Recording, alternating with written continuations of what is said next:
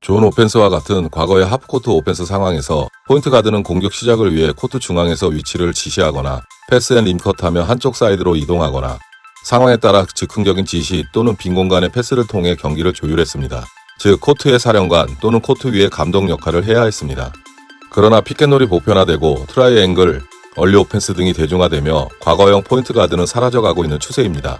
즉 존 오펜스 때의 빈 공간에 패스를 주고 받은 사람이 1대1 위주의 공격으로 득점하는 방식에서 2대2, 3대3 또는 전원이 유기적으로 움직이는 모션 오펜스가 대중화되며 과거형 포인트 가드가 사라져가고 있는 추세라는 뜻입니다. 따라서 패스를 무기로 어시스트나 코트 위의 감독처럼 경기를 조율하는 포인트 가드가 아닌 돌파와 슛을 무기로 하는 포인트 가드가 현 추세입니다. 그러나 중요한 것은 엘리트 농구의 추세는 그렇지만 동농의 현실은 아직도 지역 방어를 선호하고 있기에 과거형과 현재형의 포인트 가드 두 개의 역할을 팀에서 요구하고 있습니다.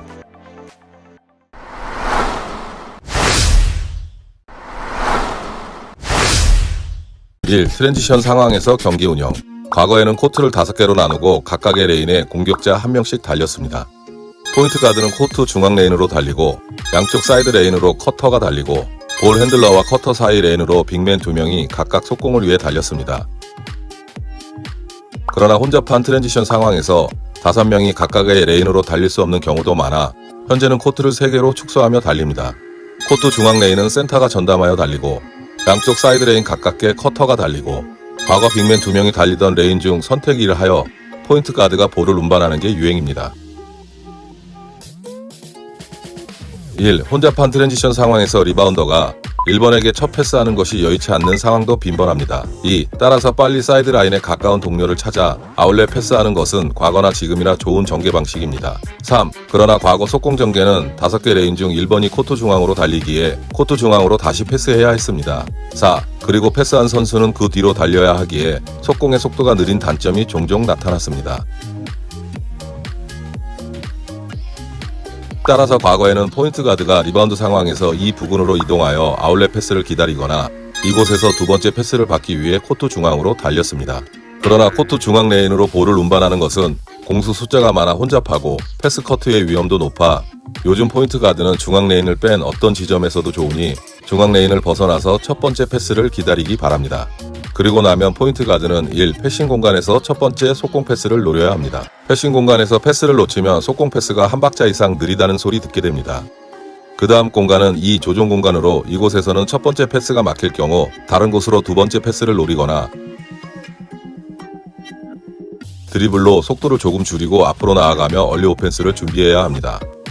그 다음 공간은 3. 얼리 오펜스 공간입니다.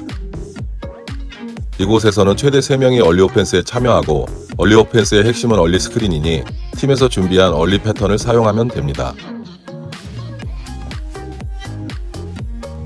트랜지션 상황에서 포인트 가드는 각각의 공간을 알고 있어야 경기 운영을 제대로 할 수 있게 되니 꼭 기억 바랍니다. 2. 상대 수비 전술에 따라 경기 운영에 변화를 주어라. 지금 영상은 존 디펜스, 공격은 존 오펜스의 패턴을 사용하고 있는데 패스 후 포인트 가드가 제자리에 정지하고 있는 것을 확인할 수 있습니다.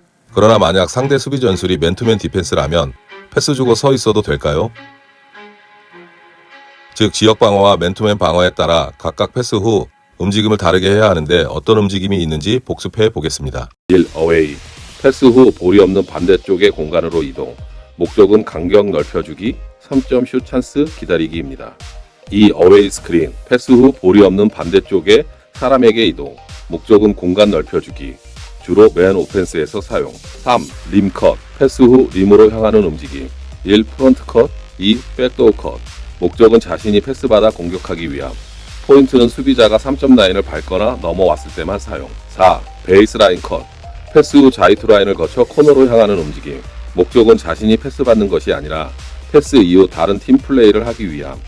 패스 이후 볼로 향하지 않는 움직임 4가지. 1. 어웨이. 2. 어웨이 스크린. 3. 림 컷. 4. 베이스라인 컷. 이렇게 4가지 움직임의 목적도 꼭 기억해야 합니다. 5. 볼 스크린. 패스 주고 온볼 수비자에게로 향하는 움직임. 목적은 공간 만들어주기. 6. 트레일. 패스 주고 다시 패스 받기 위해 사용.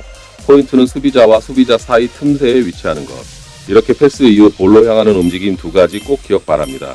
이렇게 6가지 움직임과 패스 이후 멈추는 것을 스테이라고 하는데 이것 포함 총 7개의 움직임이 전부입니다.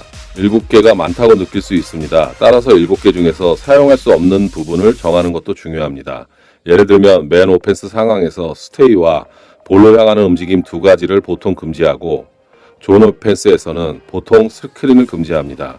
팀에서 볼 터치 횟수가 많은 1번에서 3번 포지션 3명만이라도 이렇게 패스 후 움직임을 정해서 사용한다면 당신의 농구뿐 아니라 당신의 팀의 농구가 동네 농구 수준에서 탈피하고 반드시 업그레이드 될 것입니다. 패스 후 7가지 움직임을 정리하면 이런데 움직임의 목적까지 모두 외우고 연습 때 활용해 보시기 바랍니다. 또한 존 오펜스와 맨 오펜스에 따라 패스 후 움직임을 다르게 해야 하는데 특히 상대 수비 전술에 따라 어떤 움직임을 하지 않는 것이 좋은지 체크하기 바랍니다.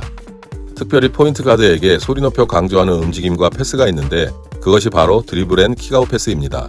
존 오펜스, 맨 오펜스 모두 사용 가능하니 꼭 익혀두시기 바랍니다. 드리블 앤 킥아웃 패스를 자주 사용하는 선수 한 명만 있어도 팀의 볼 흐름이 완전히 달라지니 포인트 가드는 꼭 익혀서 자주 사용하기를 강추합니다.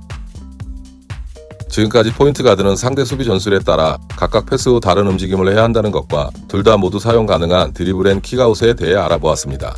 즉 지역 방어일 때는 패스와 캐치 앤 슛 위주로 코트 위에서 감독 역할을 해야 하고 맨 방어일 때는 돌파와 슛 위주로 자신이 직접 득점하는 방식으로 변화를 줄 수 있어야 합니다. 특히 맨 오펜스에서 2대2 플레이는 기본이니 꼭 능숙하도록 익히고 나는 패스 위주의 포인트 가드, 나는 득점 위주의 포인트 가드가 아닌 수비 전술에 따라 그때마다 모드를 바꿔서 플레이할 수 있어야 훌륭한 포인트 가드입니다.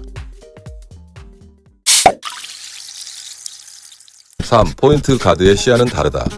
포인트 가드에게 넓은 시야는 필수이지만 넓은 시야라는 것이 꼭 포인트 가드만의 전유물은 아니고 사실 모든 공격자에게 필요한 부분입니다. 그러나 경기 운영을 책임지는 포인트 가드만의 시야가 있는데 그것이 바로 순환이라는 시야입니다. 포스트 플레이 또는 골밑 플레이는 매우 좋은 공격 방법입니다. 그런데 이런 공격을 하게 되면 공격을 할 수 없는 상태의 선수, 일명 죽어있는 선수가 자주 발견됩니다. 즉 수비 뒤에 있어 패스를 줄 수 없는 위치에 있는 선수, 로우 미드 포스트에서 포스트업을 시도하지 않는 선수, 엘보우 하이 포스트에서 패스만 받으려고 하는 선수, 포스트에 볼 투입이 되었는데도 자기가 있던 페인트 박스 근처에서 볼 구경꾼이 되는 선수 등이 일명 죽어있는 선수입니다. 이런 선수의 특징은 보통 패스 이해 안에 이동해야 하는데 그대로 머물고 있을 가능성이 높습니다. 따라서 이런 선수를 찾아 다른 플레이를 지시해야 공격이 안에서 무거워지지 않게 되니 그것을 찾는 것이 포인트 가드의 시야입니다. 또한 포인트 가드는 외곽슛이나 1대1 공격에 치중하고 있는 선수를 찾아내야 합니다. 그들의 플레이로 인해 페인트 박스에 볼 투입이 안되고 어쩌다 볼 만지는 빅맨은 조급히 슛을 쏘게 되어 골밑 공격뿐 아니라 리바운드까지 약해지게 됩니다. 이들의 특징은 자신이 슛을 쏘지 못할 경우 옆으로 패스가 많아지고 패스 후에는 그대로 서 있는 경우가 빈번하며 빈 공간으로 빠르게 침투하는 커딘의 특징이 나타나지 않습니다. 따라서 포인트 가드는 자신의 패스 이해 안에 페인트 박스 안으로 볼 투입하는 것이 좋고 패스 몇 번 돌지 않았는데 자주 슛 던지고 안 들어가면 패스 주지 않아도 되며 스윙이나 오픈 공간으로 커팅을 지시할 수 있어야 합니다.